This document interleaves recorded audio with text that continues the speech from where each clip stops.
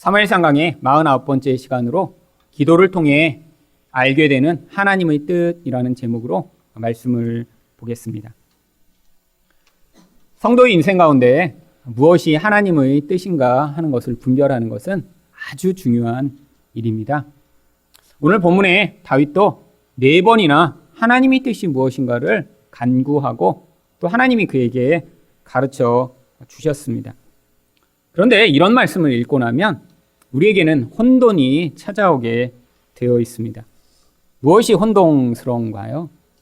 우리도 하나님 뜻을 알고 싶어서 기도하는 적이 얼마나 많은가요? 근데 정말 다윗처럼 이렇게 매번 응답을 받고 계신가요? 다윗은 하나님께 물어볼 때마다 하나님이 즉각 알려주셨습니다. 근데 여러분, 우리 인생 가운데도 궁금해서 기도했던 적 얼마나 많으신가요? 그때마다 하나님이 알려주시던가요?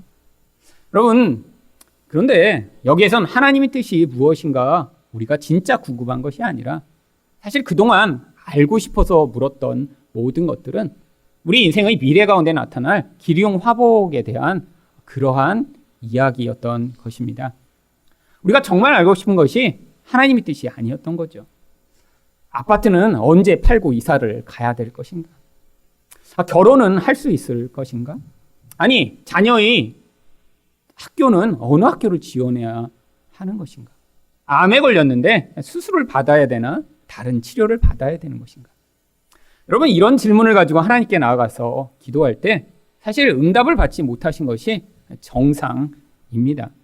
왜죠? 이것은 하나님의 뜻의 영역이 아니라 우리가 우리의 욕망과 두려움 때문에 궁금해하는 우리의 미래에 대한 영역이기 때문이죠. 그런데 이런 말씀을 읽고 나면 우리에게 혼돈이 찾아오기 시작합니다.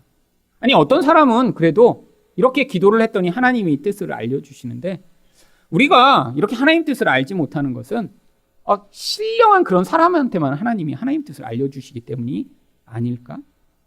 사람들이 이렇게 생각하기 때문에 어떠한 오류에 빠지냐면 나도 하나님 뜻을 알고 싶은데 나는 신령하지 못하니까 누군가 신령한 사람을 찾아서 그 사람한테 하나님 뜻이 무엇인가 물어봐야겠다라고 하는 그러한 생각을 하게 되어 있습니다. 그런데 이 신령한 사람들이라고 하는 사람들이 또 있는 게 문제예요. 기도하면 알려주겠다 하는 분들이 꼭 있습니다. 여러분, 어느 기도원에 가서 우리가 볼 때도 저건 좀 이상한 것 같아 라고 하는 사람만 이렇게 이야기하는 게 아니라 요즘은 아예 노골적으로 책을 써서 내가 이렇게 기도했더니 아파트를 언제 팔아야 될지 이렇게 알려준 사람들이 큰 대박을 쳤다. 이렇게 책을 쓴 분도 있어요. 그래서 이런 책으로 유명해집니다. 왜요? 한국에 아직도 이렇게 기도해서 재산상의 손해를 보지 않고 미래에 어떤 결정을 하면 나에게 유익이 될 걸 궁금해하는 그런 기독교인들이 아주 많기 때문이죠. 여러분, 세상 사람들이 미래를 궁금해해서 점쟁이를 찾아가는 것은 이해가 됩니다. 그들의 인생은 불안한 인생이에요. 미래가 어떻게 될지 아무리 돈이 많고 아무리 세상적 높은 지위를 가져도 불안해하고 초조해하는 것이 아주 당연한 일이죠. 그런데 우리 미래는 하나님이 이미 다 성경에 기록해 놓으셨습니다. 이 땅 가운데 우리가 실패하던 내가 원하는 인생을 살지 않던 하나님이 우리 인생을 이끌어가고 계시며 하나님이 우리 인생의 주인이 되셔서 결국 궁극적으로 우리가 서야 할 자리로 인도해 나가실 것에 대한 약속을 우리에게 미리 다 주신 것이죠. 그럼에도 불구하고 많은 사람들이 미래가 궁금하고 앞으로 어떻게 될지에 대해 이런 걱정과 불안 때문에 스스로 이렇게 미래를 알려줄 것이라고 하는 사람들을 찾아 나서는 경우가 많이 있습니다. 여러분, 이런 기독교인들에게 내가 기도하니까 하나님의 뜻이 이렇다라고 미래를 알려준다라고 하는 모든 사람들은 사실 점쟁이나 하나도 다를 것이 없는 하나님과 관계없는 자들입니다. 하나님의 뜻이 무엇인지 알지 못하기 때문에 불안해하는 사람들의 심리를 이용해 결국 자기 유익을 취하고 사람들을 오도하는 그런 사기꾼들에 불과한 것이죠. 그렇다면 오늘 이렇게 기도했더니 하나님이 하나님 뜻을 알려주셨던 이 사건은 왜 기록된 것일까요? 여러분, 성경은 우리에게 하나님의 뜻이 무엇인가를 조금 더 선명하게 가르쳐 주시고자 기록된 것입니다. 다윗에게 이 모든 과정을 통해 하나님이 가르쳐 주신 것도 바로 우리들에게 하나님의 뜻이 무엇인가 자꾸 반복해서 가르쳐 주심으로 말미암아 우리의 두려움과 욕망 때문에 하나님을 선택하기보다는 내가 원하는 것을 선택해 나가는 우리 인생 가운데 이게 하나님의 뜻이다라는 사실을 우리에게 가르쳐 주심으로 우리가 그 말씀에 순종해 갈 수 있도록 하나님이 이 상황을 기록해 놓으신 것이죠. 결국 다윗은 자기도 하나님 뜻을 알지 못해 불안해하고 또한 두려워하다가 기도함으로 하나님 뜻을 알게 돼 그 말씀에 순종해 나갑니다.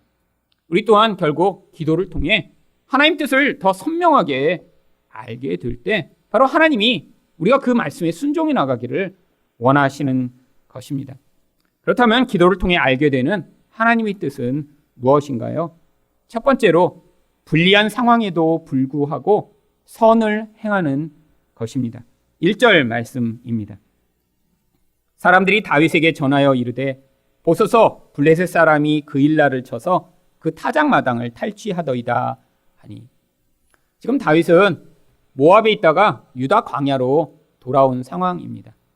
그런데 그 유다 광야로부터 이 그일라는 얼마 떨어지지 않은 아주 가까운 곳에 있었습니다. 근데 또한 이 그일라라고 하는 곳은 이 블레셋과도 아주 가까운 곳에 위치한 곳이었죠. 바로 이 블레셋 사람들이 이 그일라 사람들이 1년 내내 농사를 지어 이제 추수를 하려고 타작마당에 곡식을 모아놨더니 와서 그것들을 훔쳐가기 위해 공격을 시작한 것입니다. 그런데 왜 이 사실을 사람들이 다윗에게 알린 것일까요? 와서 그 다윗의 도움을 지금 요청하고 있는 것이죠. 다윗이 와서 그들을 도와줘야 그들이 이 상황을 구원받을 수 있다라고 생각해서 지금 다윗에게 자기를 도와달라고 사람들을 보낸 것입니다. 그런데 지금 이렇게 블레셋이 이 이스라엘을 침공하면 사울한테 알려야 되는 것 아닌가요? 사울이 왕이니까요. 근데 왜 도망자에 불과한 다윗을 사람들이 찾은 것이죠? 물론 다윗이 아주 가까운 곳에 있었기 때문이기도 하지만 사람들 마음에 이미 사울은 우리를 지켜줄 수 없다라고 하는 확신이 있었기 때문이죠.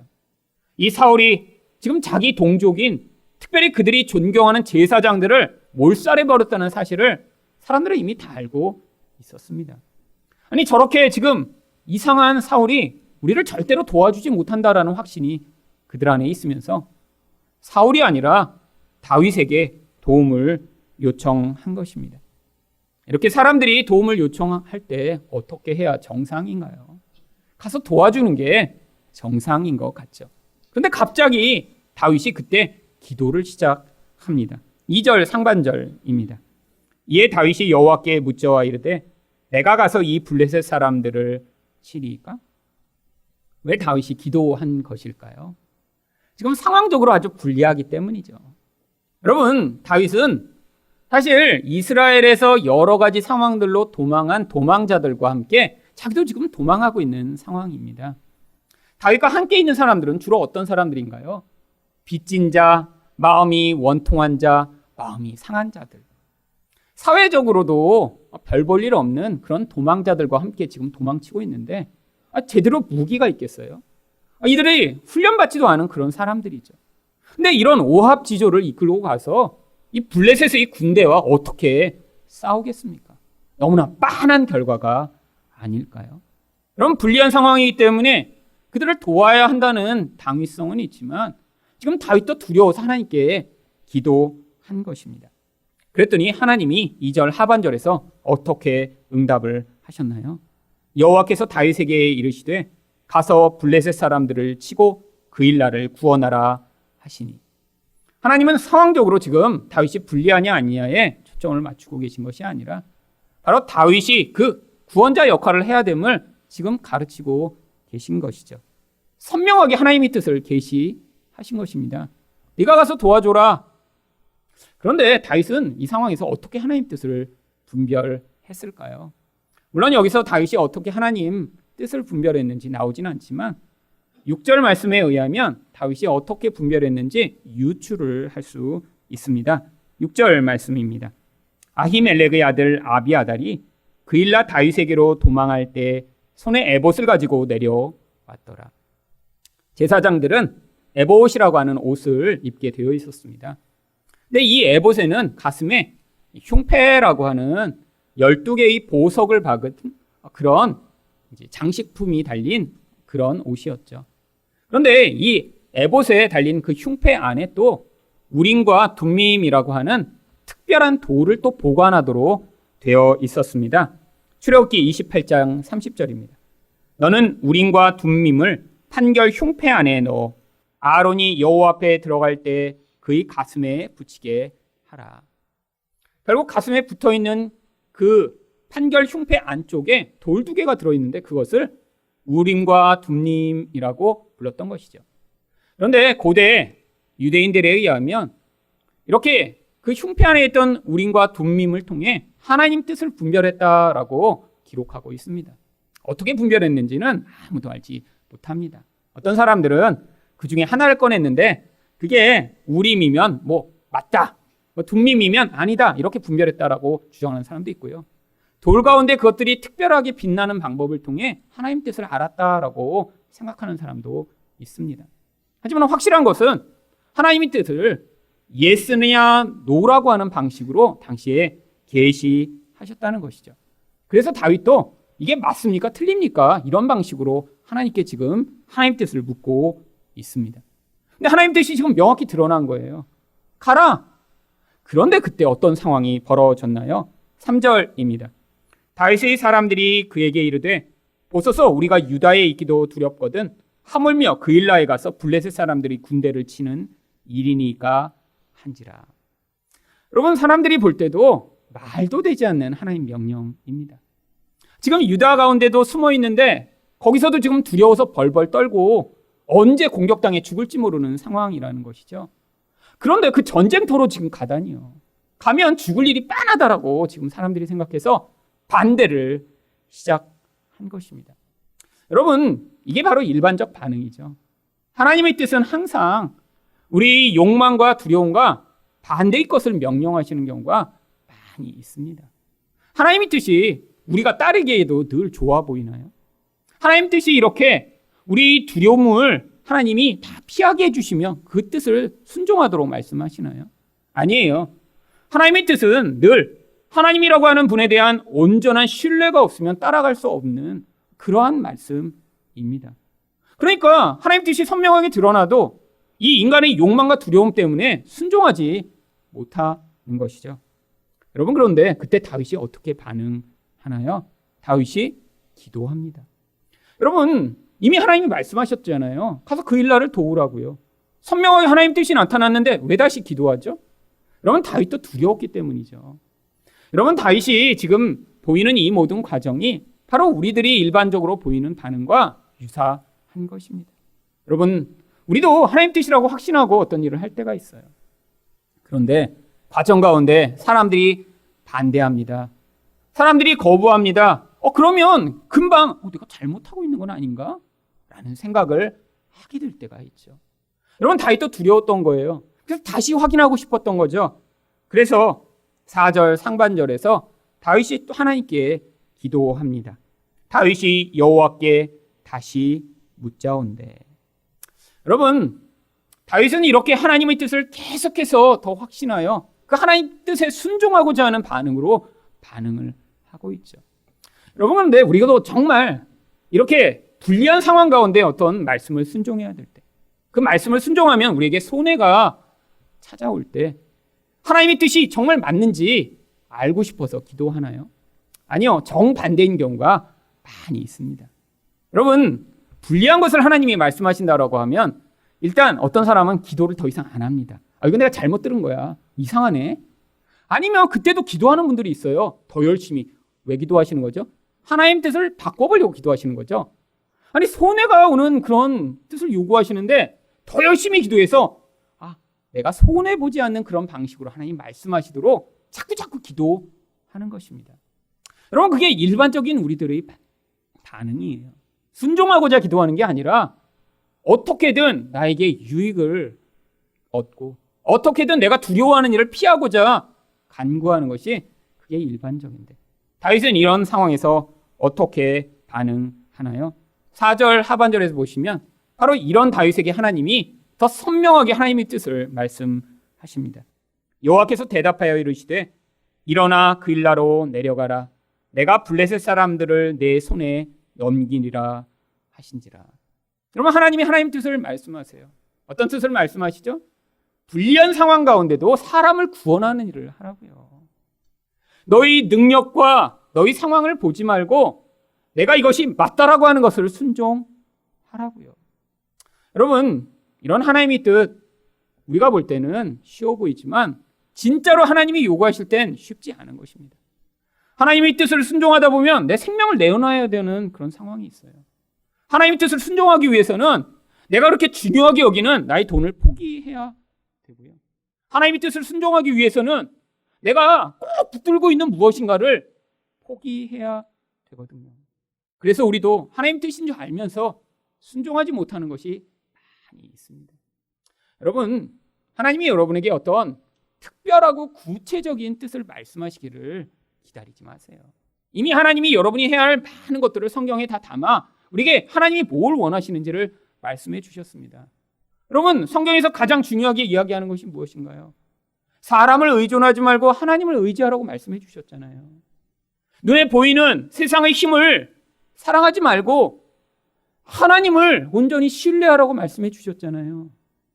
여러분, 내가 원하는 대로 남을 짓밟고 깨트리는 것이 아니라 심지어는 나에게 고통을 가져오고 나를 힘들게 하는 원수까지도 사랑하라라고 말씀해 주셨잖아요. 여러분, 하나님이 이미 말씀하신 그 말씀조차도 우리가 순종하지 못하고 있는 것이 많습니다. 왜 순종하지 못하나요? 내 욕심 때문이죠. 하나님의 뜻을 받아들이기보단 내 생각이 옳다라고 생각하고 있기 때문이죠. 여러분, 그런데 다윗도 마찬가지였습니다.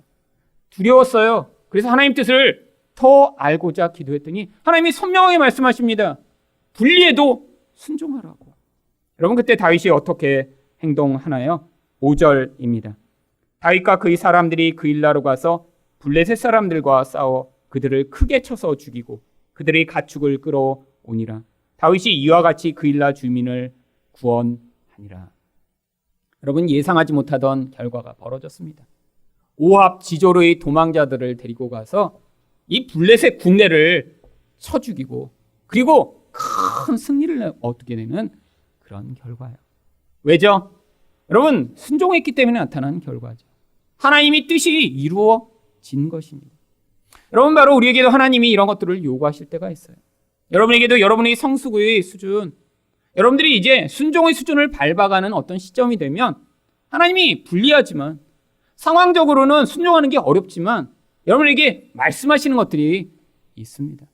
여러분, 그 말씀을 들을 때 성경을 받은 모든 성도는 이게 하나님이 나에게 지금 요구하시고 하나님이 뜻하시는 것이다 라고 마음에 그것들을 확신하는 확신이 들게 되어 있습니다. 그래서 요한일서 2장 27절은 이렇게 이야기합니다. 너희는 주께 받은 바 기름 부음이 너희 안에 거하나니 아무도 너희를 가르칠 필요가 없고 오직 그의 기름 부음이 모든 것을 너희에게 가르치며 또 참되고 거짓이 없으니 너희를 가르치신 그대로 주 안에 거하라. 여러분, 성령을 받은 자는 무엇이 하나님의 뜻인지 확신하게 된다라고 하는 거예요. 성령이 그 안에서 가르쳐 주신다라고 하는 것입니다. 여러분, 근데 이 말씀을 오해한 사람들이 많이 있습니다. 이제 우리가 성령 받았으니까 누군가 우리를 가르칠 필요가 없어. 그래서 목사도 필요 없고 교회에서 성경 공부할 필요도 없고 그냥 스스로 깨달으면 되는 거야 라고 생각하는 사람들이 있죠. 그런 무리들을 한편에선 무교회주의자들이라고 부릅니다. 더 이상 교회가 필요 없다는 거예요. 내가 깨달은 대로 그냥 살면 되지. 이렇게 와서 예배드리고 함께할 필요가 없다라고 주장하는 사람들이죠. 여러분, 그런데 이런 사람들 가운데 모임은 만들었어요. 그런데 목사나 이렇게 성경을 가르치는 사람이 필요 없고 자기가 깨달은 대로 서로 가르쳐야 된다고 주장하는 그런 무리들이 있습니다. 미국에 그게 한 교파가 되었는데 그들을 퀘이커 교도라고 부릅니다. 여러분, 퀘이커 교도들은 예배를 어떻게 드리냐면 이 앞에 관계상이 아예 없어요. 그래서 예배를 드리다가 처음에 같은 말씀을 묵상하기 시작합니다.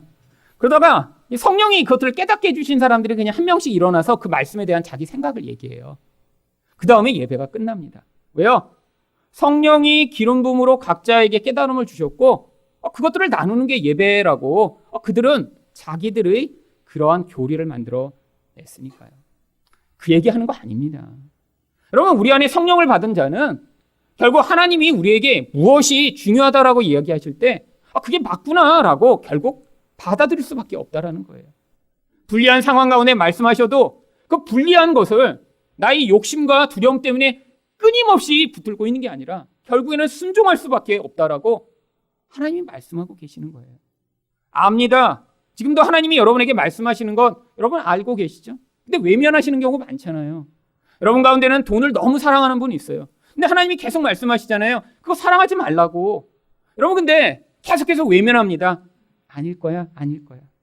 어떤 사람은 사람을 의지하지 말라고 얘기하세요. 근데도 아니야, 이 사람은 절대로 날 배신하지 않아. 언젠가 내가 정말 사랑하고 나를 정말 도와줄 그런 사람이 있겠지. 어떤 사람은 너희 자존심을 내려놓으라고 하나님 말씀하고 계세요. 자기 압니다. 근데 예배를 드리고 나서 나가면 하나님이 또 말씀하실까 봐 두려워서 기도도 안 해요. 그러다가 다시 와서 들으려고 하면 마음을 닫고 아닐 거야, 아닐 거야. 저딴 사람한테 얘기하는 거지. 라고 자기에게 대한 하나님의 음성으로 받아들이지 않죠. 하지만 압니다. 지금 하나님이 여러분에게 여러분의 수준에 따라 말씀하고 계시잖아요. 여러분 그걸 성령을 받은 자는 반드시 듣게 된다라고 하는 거예요. 그래서 여러분에게 갈등이 있으신 것입니다. 여러분 성령이 없으면 갈등이 없어요. 여러분 세상 사람한테 가서 너는 하나님을 사랑하지 않는 게 죄야. 네가 그렇게 의존하는 너희 힘과 세상의 모든 것 그거 가짜야라고 얘기하면 갈등하겠어요? 내가 이렇게 세상을 사랑하는데 하나님을 사랑하지 않아서 어떻게 하지? 그럼 갈등이 없습니다. 근데 성도만 갈등해요. 왜 갈등하죠? 우리 안에 이 성령으로 말미암는 하나님 뜻이 계시되며 나의 욕망과 두려움이 하지만 끊임없이 그것을 저항하고 있으니까요. 여러분 그래서 예수님도 보혜사가 우리에게 오시면 무슨 일을 한다고 말씀해 주셨냐면 요한복음 14장 26절입니다. 보혜사 곧 아버지께서 내 이름으로 보내실 성령 그가 너희에게 모든 것을 가르치고 내가 너희에게 말한 모든 것을 생각나게 하리라. 성령이 임하시면 무슨 일을 하세요? 정말 하나님의 뜻이 무엇인가? 이미 예수 그리스도를 통해 계시된 말씀을 우리 안에서 다시 기억나게 하시고 결국 우리가 예수를 의지하지 않으면 안 된다는 사실을 우리에게 가르치신다라고 하는 것이죠. 결국 우리 인생 가운데 이런 하나님의 뜻을 하나님이 말씀하실 때 결국 기도함으로 말미암아 우리 안에서 왜 그 말씀을 순종하지 못하는지 우리 안에서 도대체 하나님의 뜻인데 내가 거부하고 있는 것은 무엇인가 분별해 나가는 일이 바로 영적으로 성숙해 나가는 과정입니다.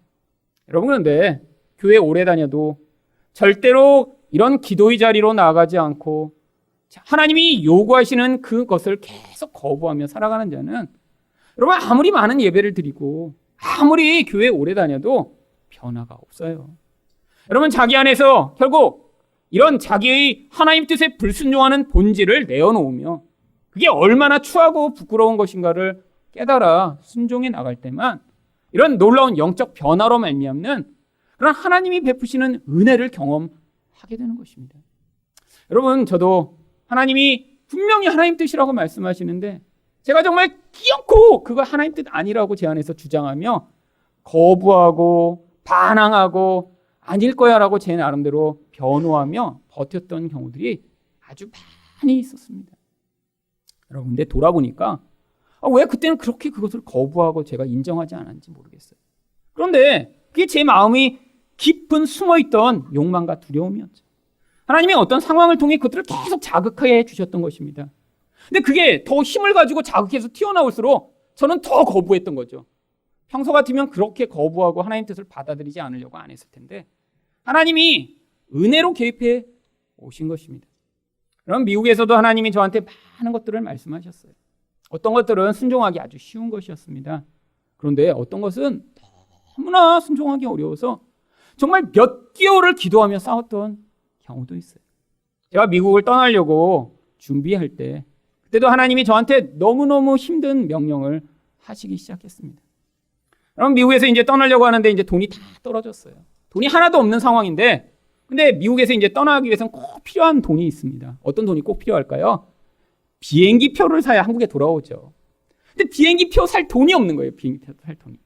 근데 미국에 유학하는 모든 사람들은 마지막 보루가 하나가 있습니다. 그게 뭐냐면 바로 타고 있던 차를 팔면 대부분 비행기표 가격만큼이 나와요.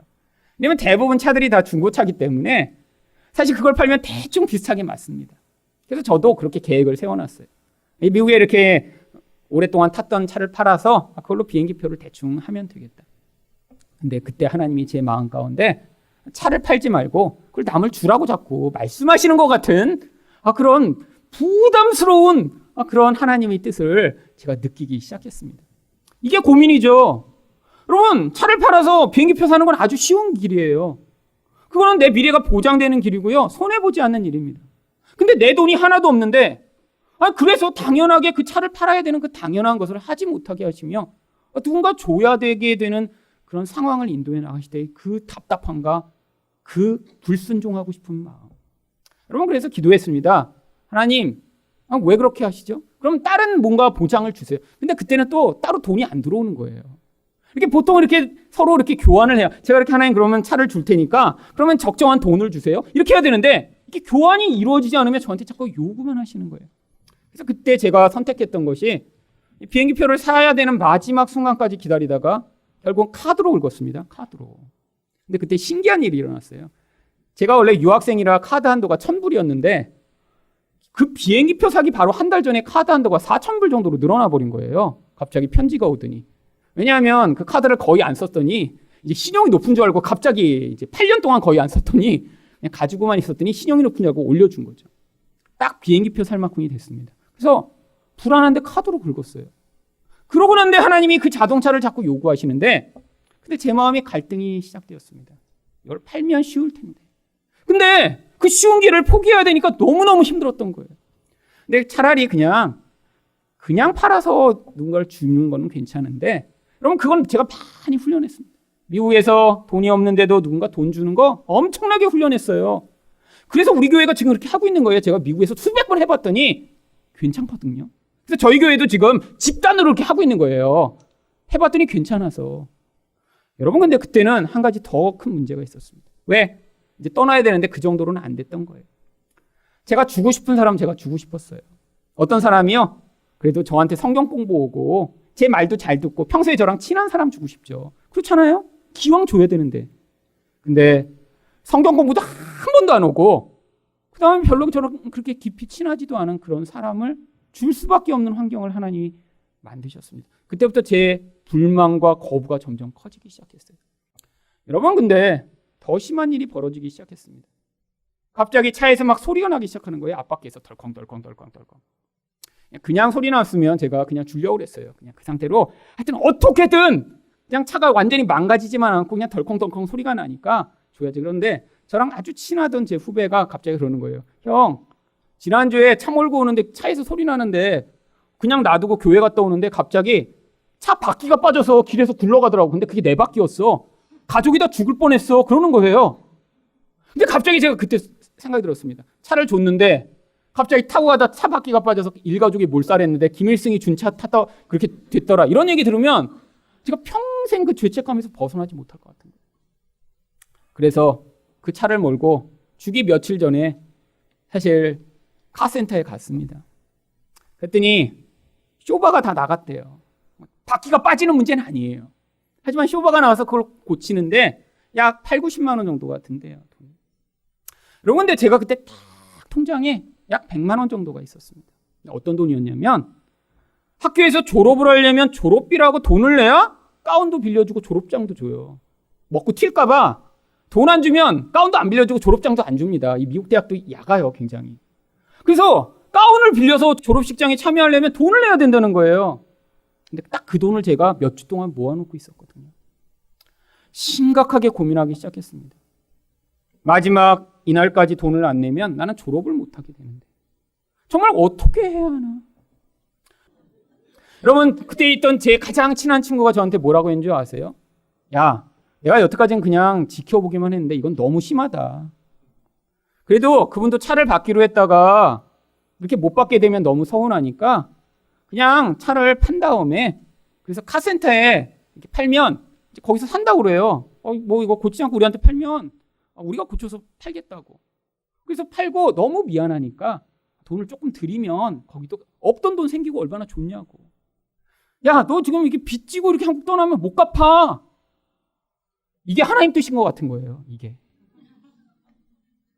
여러분, 근데 그렇게 몇 개월을 제가 기도했는데 하나님 뜻을 제가 분별을 못했습니다. 왜 못했을까요?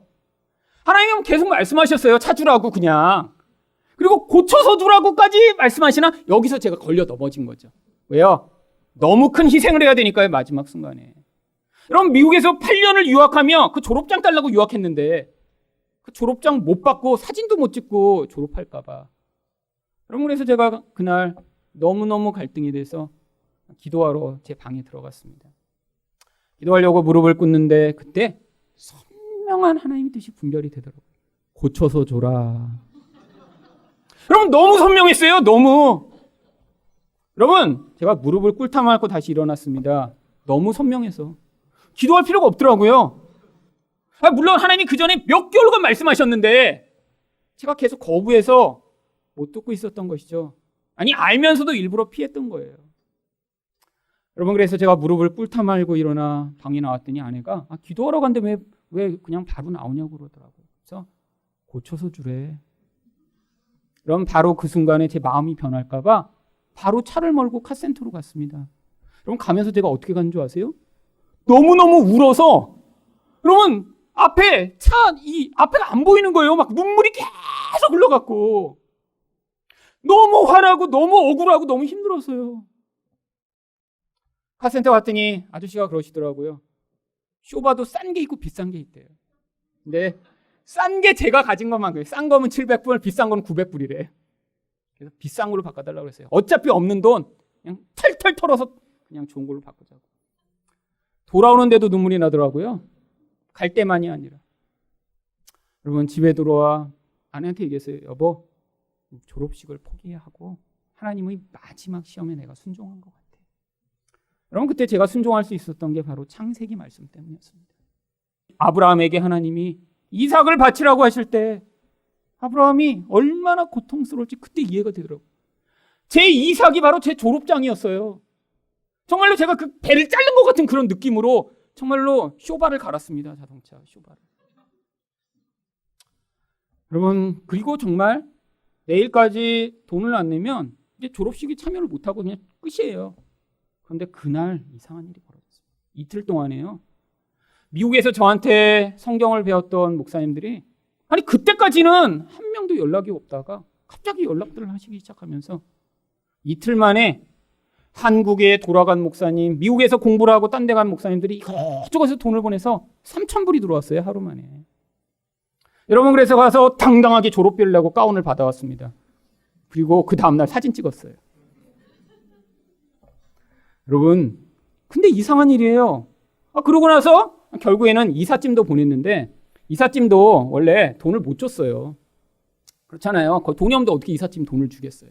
그래서 이삿짐이 근데 이제 한국으로 짐을 보내니까 그런 옵션이 있더라고요. 돈을 미국에서도 낼 수 있지만 한국에서 짐을 찾을 때 돈을 낼 수도 있대요. 그래서 돈이 없으니까 한국에서 내겠다고 했었거든요. 그때면 어떻게 되겠지 그런 마음이 있었는데 그 돈이 딱 이삿짐까지 낼 비용이 된 거예요. 그래서 이삿짐 돈도 미국에서 다 치루었습니다.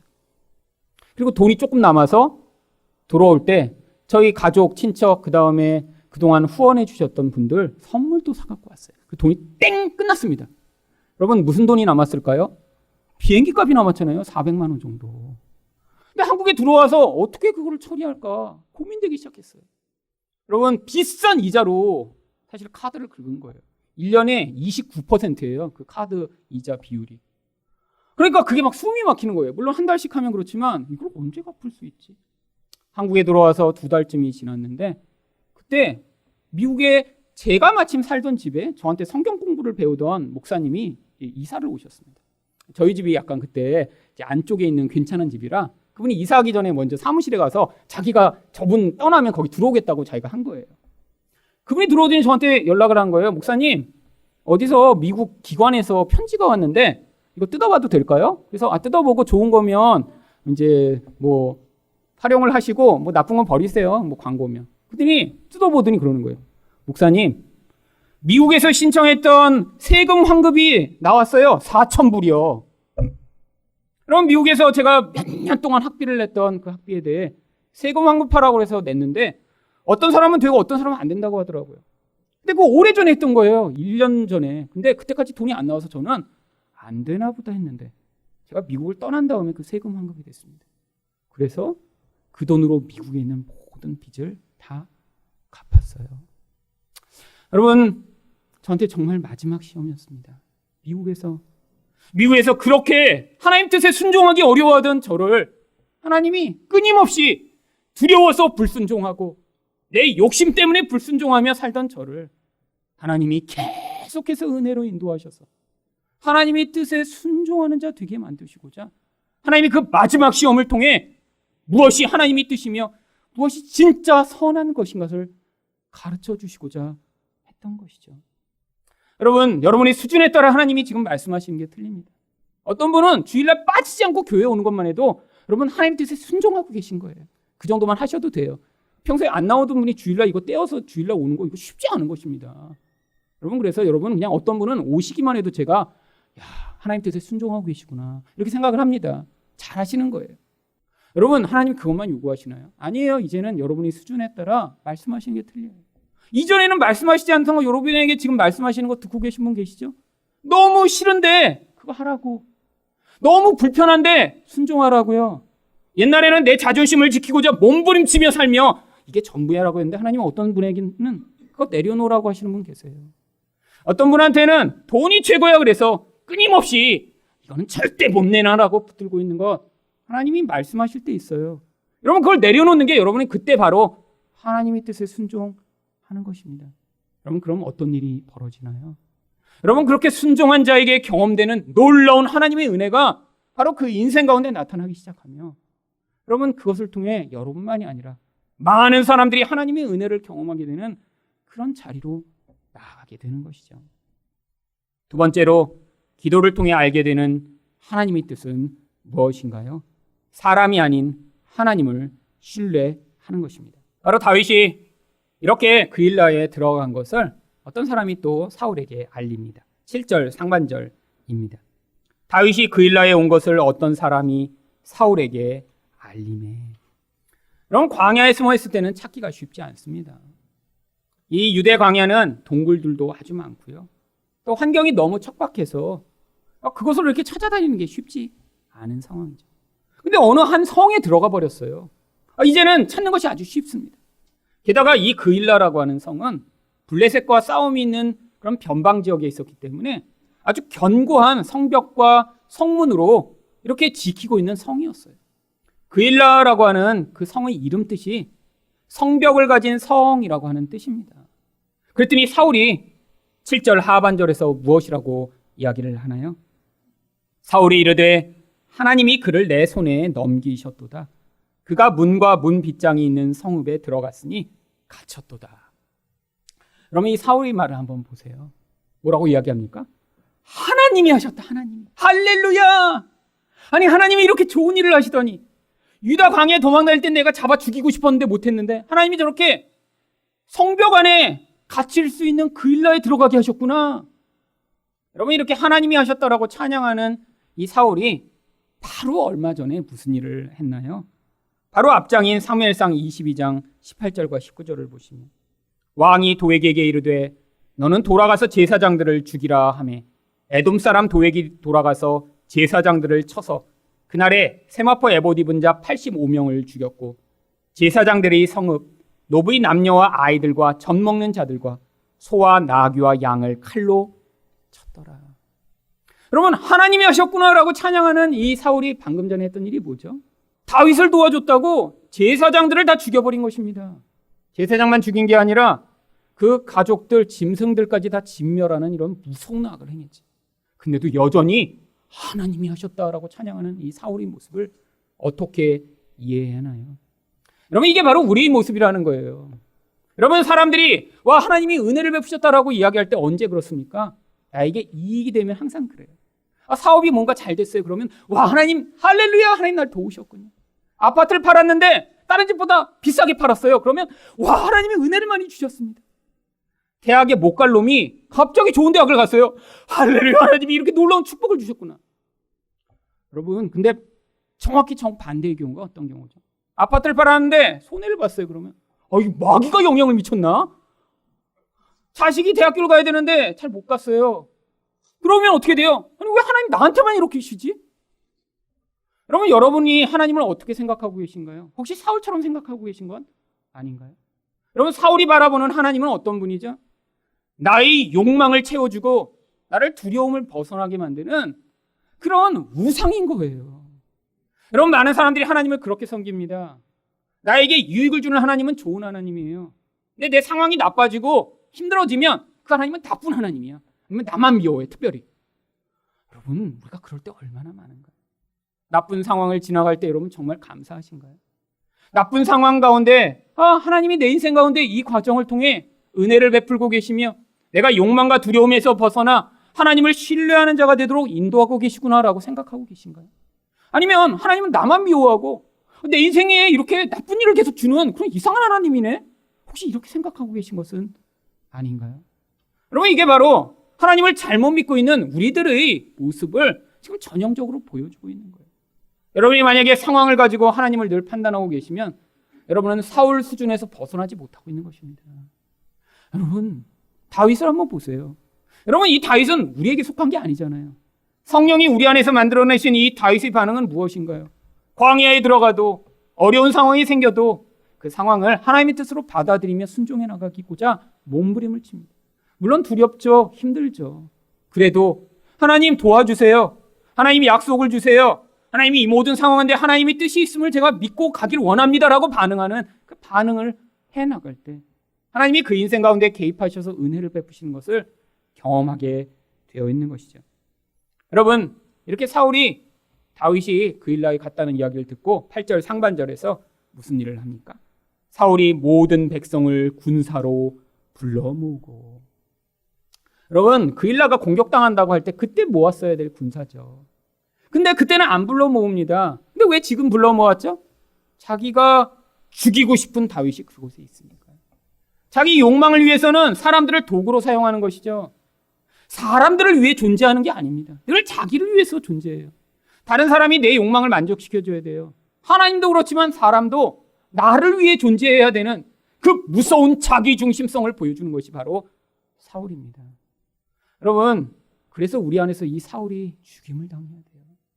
여러분은 하나님을 어떻게 여기고 계신가요? 여러분, 주변 사람들을 어떻게 바라보고 계신가요? 여러분, 욕망을 만족시켜주는 그런 도구로 혹시 생각하고 계신 것은 아닌가요? 그럼 바로 그 사울이 죽임을 당해야 우리가 하나님을 하나님으로 받아들이며 주변 사람들을 온전히 사랑할 수 있는 그런 자리에 설 수 있는 것이죠. 그래서 8절 하반절에 어떻게 사울이 명령합니까? 그일라로 내려가서 다윗과 그의 사람들을 애워싸려 하더니. 지금 심각한 상황이 벌어졌습니다. 지금 성에 갇혀버렸는데 애워싸면 도망도 가지 못하는 그런 상황이죠. 그런데 지금 아마 사울이 명령을 해서 전 국민을 다 그일라로 모이라고 한 것 같아요. 사람들이 당장 모이지 못하니까 지금 시간이 좀 걸렸던 모양이죠. 그때 다윗이 그 상황을 깨닫습니다. 사울이 내려와 나를 지금 에워싸고 죽이려고 하는구나. 그래서 그때 다시 하나님께 간구합니다. 10절과 11절 상반절입니다. 다윗이 이르되 이스라엘 하나님 여호와여, 사울이 나 때문에 이 성읍을 멸하려고 그일라로 내려오기를 꾀한다 함을 주의 종이 분명히 들었나이다. 그일라 사람들이 나를 그의 손에 넘기겠나이까? 주의 종이 들은 대로 사울이 내려오겠나이까? 여러분, 왜 물어보고 있는 거죠? 여러분, 상황이 너무 뻔하지 않으세요?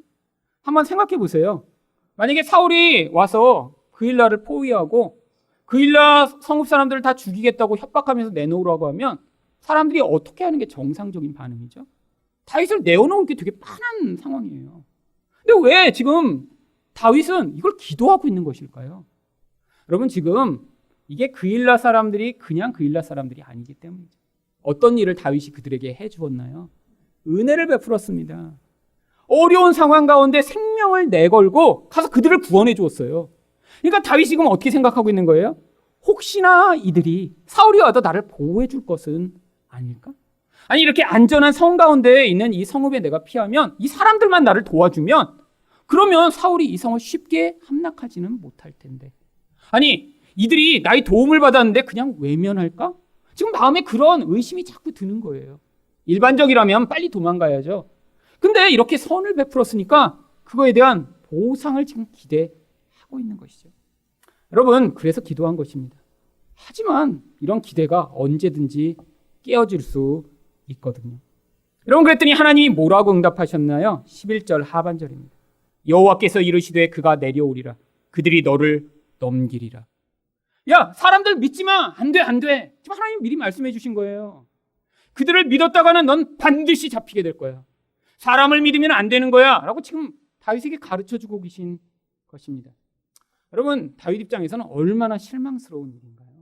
여러분, 생명을 다해 구원해 줬잖아요. 너무 자기도 불안해서 기도하며 사람들이 반대하는 것을 무릅쓰고 가서 도와줬잖아요. 근데 그들이 어떻게 한다고요? 사울이 내려오기만 하면 다윗을 사울의 손에 넘겨버린다고요. 여러분, 언제 여러분 실망하시고 언제 낙심이 크시죠?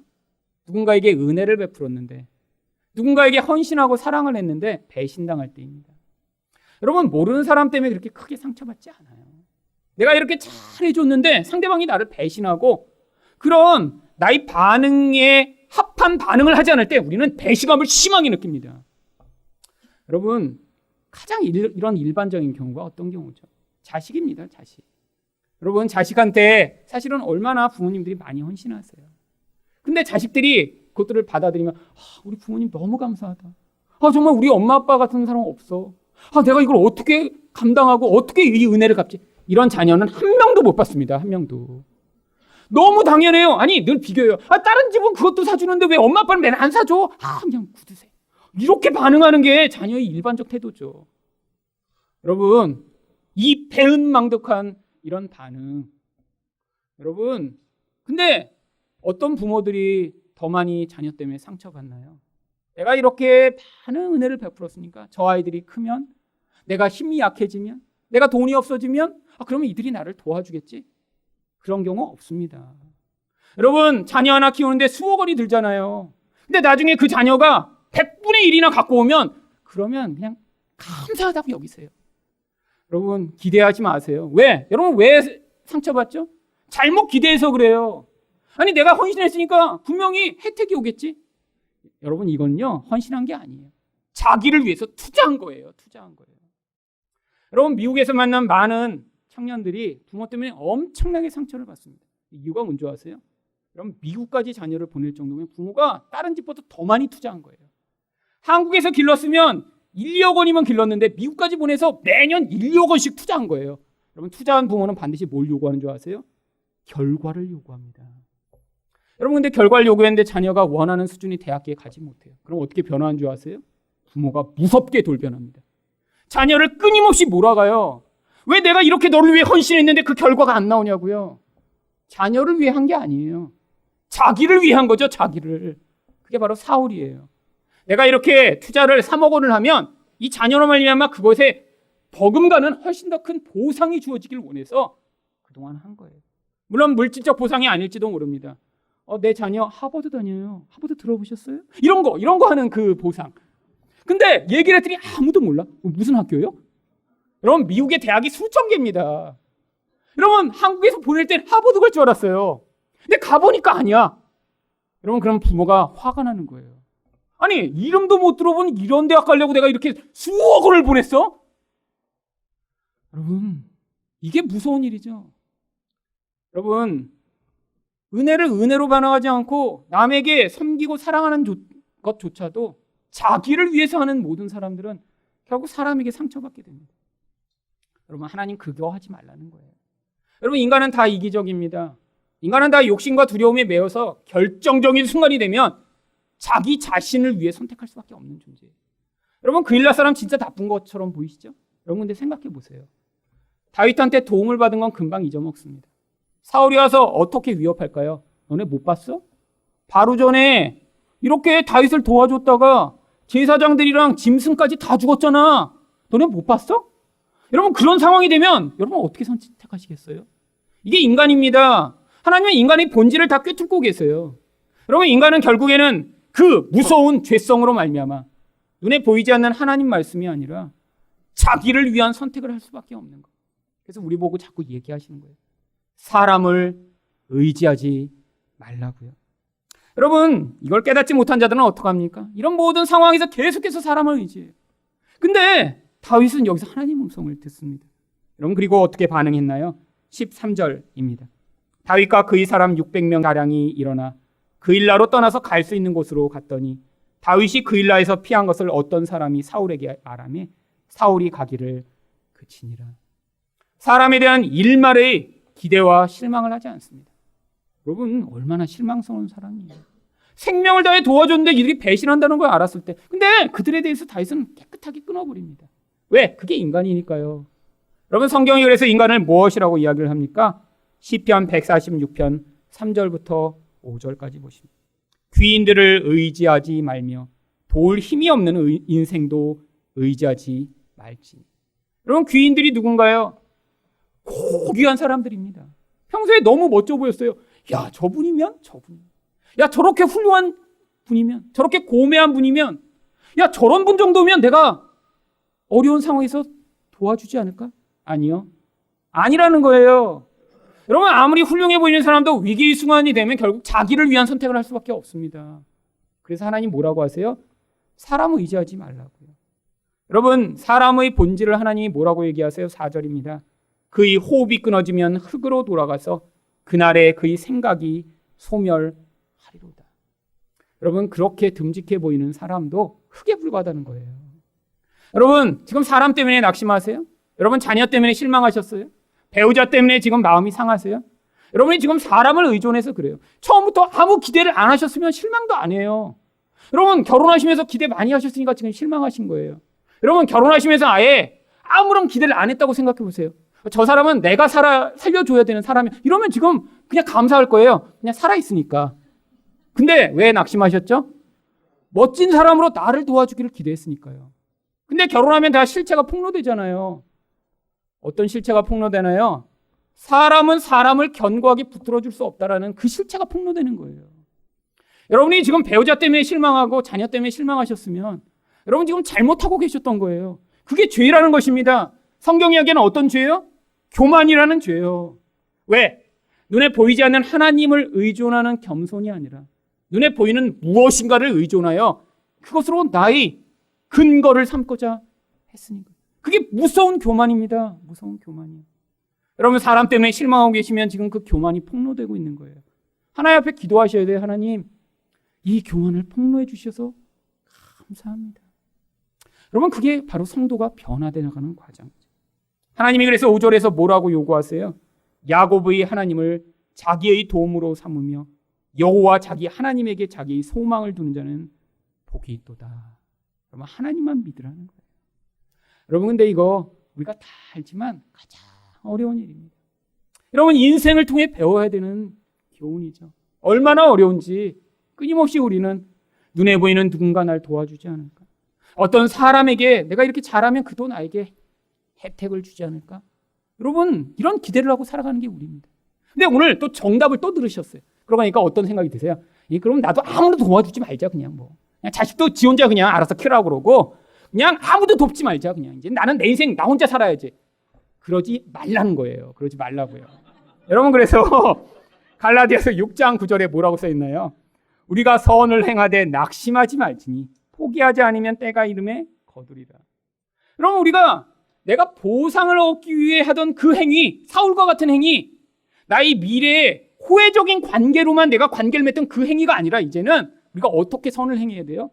보상이 돌아오지 않아도 계속해서 선을 행해야 된다는 거예요. 여러분, 배우자한테 여태까지 보상이 안 돌아와서 그래서 잘못하셨어요. 결혼 때는 내가 이렇게 하면 배우자가 이렇게 나한테 잘하겠지? 그래서 했다면 지금은 그러면 어떻게 하셔야 돼요? 내가 아무리 잘해도 배우자가 여전히 아무런 보상을 안 해줘요. 그래도 잘하는 거예요. 이게 여러분이 사울로부터 다윗으로 변화되어 나가는 과정입니다. 여러분, 근데 여러분이 여전히 내가 이렇게 하루 이틀 했는데 남편이 여전히 안 변해. 내가 이렇게 아내한테 잘하고 있는데 아내가 여전히 똑같아. 그래서 이틀하고 그만두었으면 여러분이 다윗이 지금 일어나려고 그러다가 다시 그냥 매장된 상황이에요. 그냥 사울로 그럼 쭉 사시는 거예요. 죽을 때까지. 여러분 이게 제일 비참한 인생이죠. 여러분 인생 가운데 우리로부터 나타나는 이 사울의 속성을 벗어나 하나님이 만들어내시는 이 놀라운, 우리는 만들어내지 못한 이런 다윗과 같은 새 사람이 나타나 가장 가까운 사람에게 그 은혜를 전파하는 것을 맛봐야 되지 않을까요? 여러분 그래서 여러분 주변 사람이 아니 내 남편 옛날에 안 그랬는데, 아니 내 아내가 이런 사람이 아닌데, 옛날엔 맨날 삐져서 밥도 안 차려주고 하던 이 여자가 왜 이렇게 됐지? 그래서 막 놀라서 여보 왜 그래? 그러면 그렇게 얘기하세요. 이제야 사울이 죽고 다윗으로 지금 살고 있어 여보. 여러분 이게 우리 인생이 되어야 되죠. 남이 나에게 잘해줄 때만 잘해주는 그런 수준이 아니라 내가 남을 위해 희생하고 사랑하여 다른 사람 잘 되게 하는 인생이요. 그게 누구의 인생이었죠? 예수의 인생이었잖아요. 여러분 예수님이 우리를 뭘 이용해 먹으시려고 자기 생명을 바치셨나요? 아니에요. 우리가 죄인 되었을 때, 악인 되었을 때 우리를 위해 사랑을 보이셨습니다. 예수님이 원하시는 게 바로 그런 예수님 닮은 자들 만들어내시고자 하는 거예요. 그래서 여러분들이 이익을 위해서만 살아가는 존재가 아니라 그 이익을 내려놓고 희생하더라도 선을 행하며 살아가는 그런 사람들 되도록 만드셔서 이 땅에서도 그 하나님 나라의 놀라운 영광과 은혜를 맛보는 자들 되도록 만드시고자 하는 게 바로 그게 하나님이 우리를 향해 자기를 희생하신 목적인 것입니다. 여러분 하나님은 이미 우리에게 선명하게 하나님의 뜻을 알려주셨어요. 여러분 지금 순종하지 못하고 계시다면 기도하심으로 그 하나님의 뜻에 순종하여 이런 놀라운 은혜를 전파하는 사울을 벗어난 인생 되시기를 예수 이름으로 축원드립니다.